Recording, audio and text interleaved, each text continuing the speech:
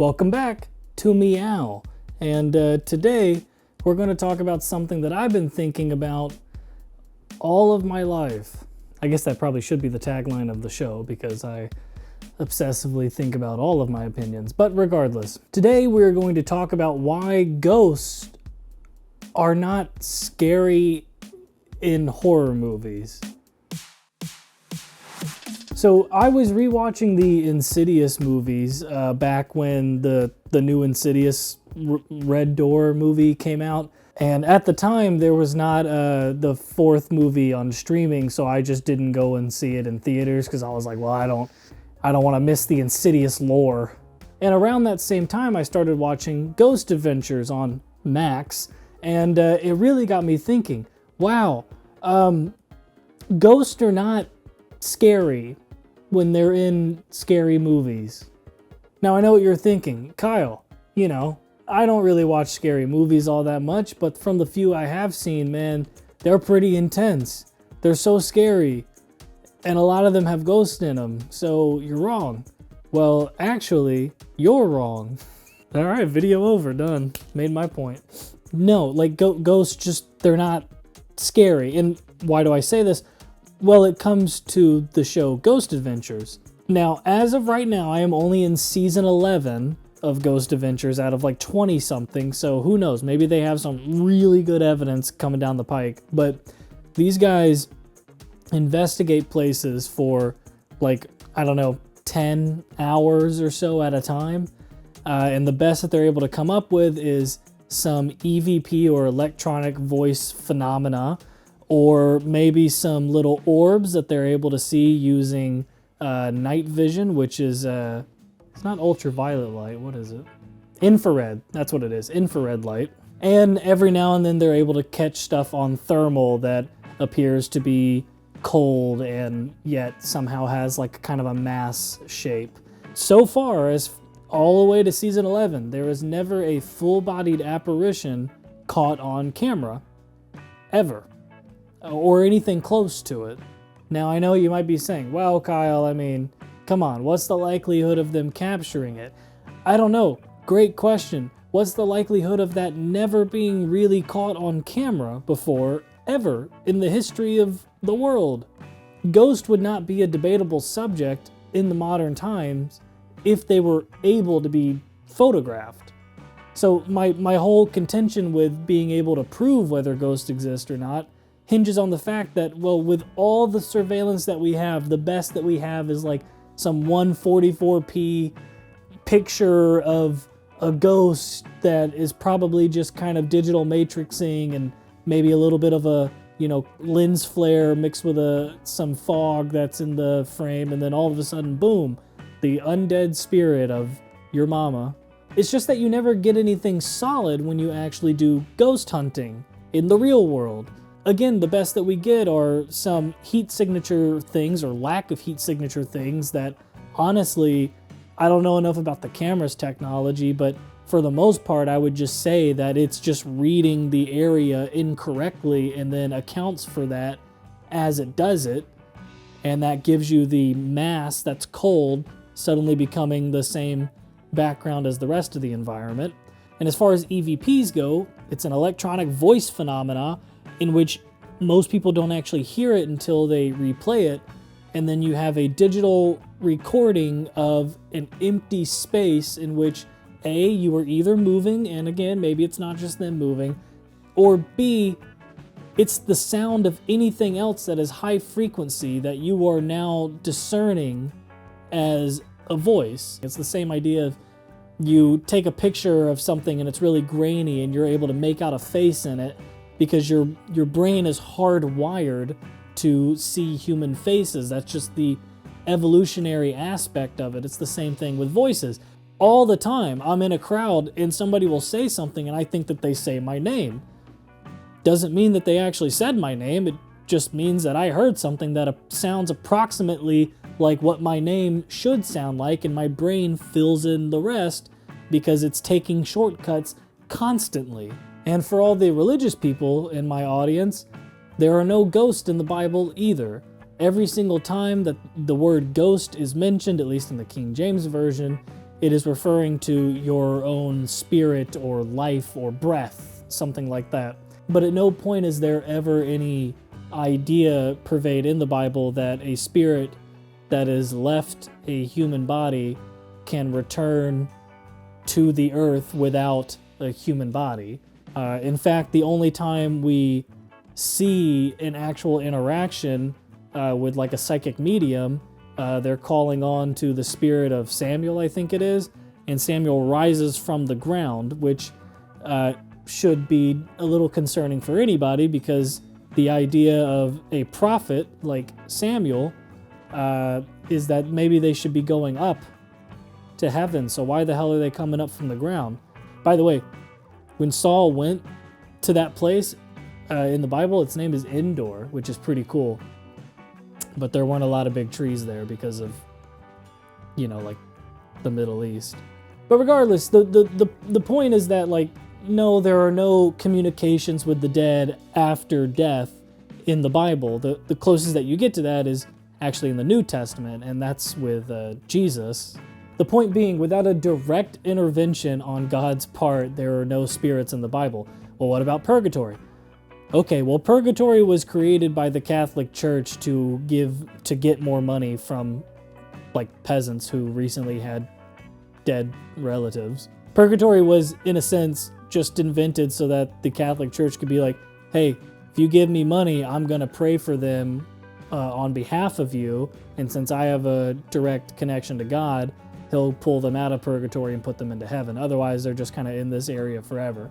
It's a really kind of fucked up practice, and it didn't appear anywhere in the Bible as well, or any other church teachings for hundreds, if not 1,000 years, like somewhere in that time realm. Anyways, so what does this have to do with scary movies? Well, it comes back to the simple fact that because we are never able to get any sort of like conclusive evidence or like really solid evidence, the best that you can say is that there's stuff that is you're not sure about.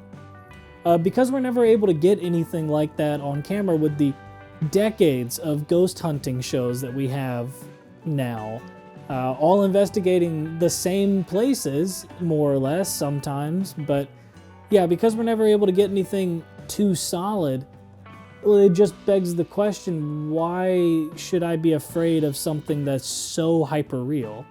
In these ghost movies, you see full-bodied apparitions all the time. Like in the Paranormal Activity movies, you might not see a full-bodied apparition, but the demon is able to manipulate everything around him to do whatever he wants. He's able to, in like 30 seconds, take all of the stuff in your kitchen and hide it up on the ceiling and then drop it just on the ground all at once. And it's like, I'm sorry, but if that was ever captured on camera, like truly captured on camera, that would make a believer of every single person in the world. Again, we don't have that because that's extraordinary. I mean, the most that you ever see of any real world cases of like poltergeist or any other kind of hauntings like that is that people will hear knocks every now and then, small items will go missing. Sometimes something small might be thrown at them. They'll hear some voices, footsteps, stuff like that. Stuff that a lot of it can be easily explained away with just natural phenomena, and then it's the small percentage of unnatural phenomena that they think they might be experiencing that widens everything to be supernatural. And so again, it comes back to when I watch a movie that has a ghost as the main antagonist or some sort of spiritual haunting as the main antagonist, it immediately becomes less scary. Now, you know what we're going to do? We're going to do something fun. We're going to do a little react video. That's right. I'm going to just pull up this old video on chills. I don't think I've seen this before. If I have, it's been a long time, but it has like 18 million views. So I figured, hey, a lot of people watch this.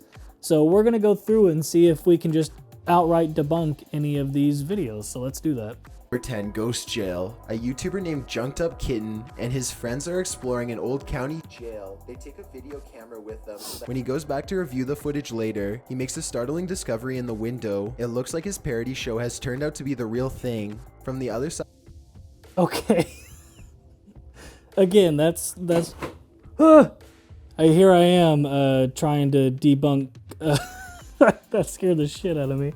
Here I am trying to debunk ghost videos, and my little curtain thing back there falls and scares the shit out of me. Yeah, okay, number 10. That's just clear matrixing. You know, again, I'm not even seeing anything really there. It just looks like dust and like smudges, and it just appears to be a face. So yeah, I mean, that's not anything like too phenomenal. A shadowy ghost suddenly materializes in a Subway restaurant. It starts out in the shape of a human and almost appears to be getting a table. When it gets back to its seat, the black shadow suddenly changes into a floating black blob of an orb. At this point, an employee or maybe a customer appears to see the ghost in the doorway. Whoever they are, they look stunned for a second and then quickly back away. The shadow orb pays no attention to the human as it floats up to the window and lingers there. It's almost as if it's taking a look at the outside world. The ghost starts to rise even higher and shrinks until it fully disappears back to wherever it came from. All right, something like that, obviously too low quality to really be debunked super easy. The best thing I could probably say on that is that it's weird that more people aren't noticing a black mass that is clearly visible on the visible light spectrum by a regular store camera. Yeah, I don't know. Weird. As this Brazilian soccer footage shows, the crowd is happily cheering on their favorite team when suddenly a shadow ghost starts sprinting through all of them. Look. Okay, that is that's clearly fucking photoshopped on there. Super easy. Look at the way that it moves. All right, let's go back and watch how that moves. The crowd is happily cheering on their favorite team when suddenly a Look shadow at that. ghost. Yeah. Nobody tries to move out of the way because, like, yeah.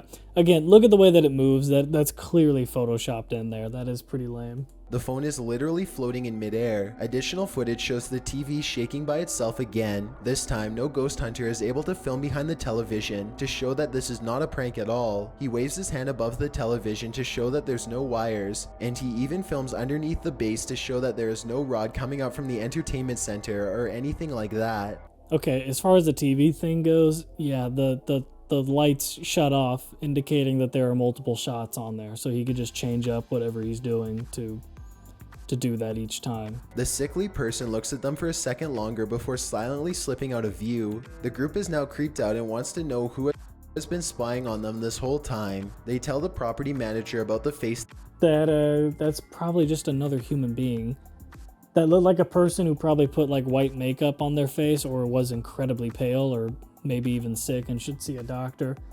And yeah, that looks just staged. counter. Glass shards fly everywhere and the entire bar takes notice. Although this could have simply been a freak accident, what are the chances that, of all the red wine glasses, the one that's directly underneath the server happens to be the one to fall and break? The timing is almost too perfect to be a coincidence. Old Pete.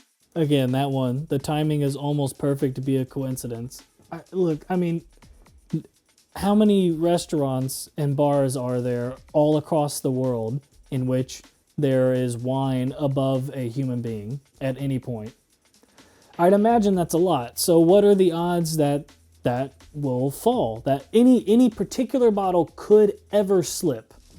Ever? I mean, I don't know. What are the odds of that? I don't know. Maybe it's bound to happen once. I get it. Like, the odds are low, but still, it doesn't mean that it's impossible. It just means that the odds were low, but it still happened. The bar is empty this time when the angry ghost suddenly materializes in front of the security camera. If you look closely, you can make out old Pete's head at the bottom of the screen. He appears to be waving. Many other bartenders.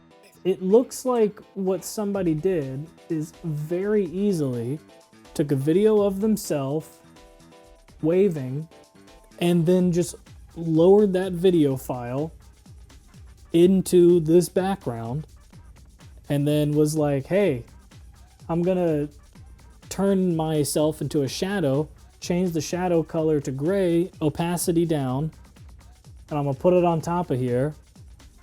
And then, ooh, ghost. And, you know, just make it a lower quality video, or even record the video, you know, like with the same camera theoretically. But yeah, just like when he does the zoom in there, that doesn't look like it fits in with that camera. Looks like it was recorded separately, personally. I'm just saying, if it was a ghost, maybe it wouldn't be obscuring all that much since they tend to be see-through, but you know, whatever. It's, again, low quality video, hard to judge. See the ghost out there? Is that door open? Is that door open? That is a really good piano player for a dead ghost that can maybe knock a bottle off of something. Up from the piano to chase them. They run a good distance before pausing to look back into the dark scenery. Alright, that's clearly just another person. Next. A YouTuber named Zabin Jaguar translated their comments.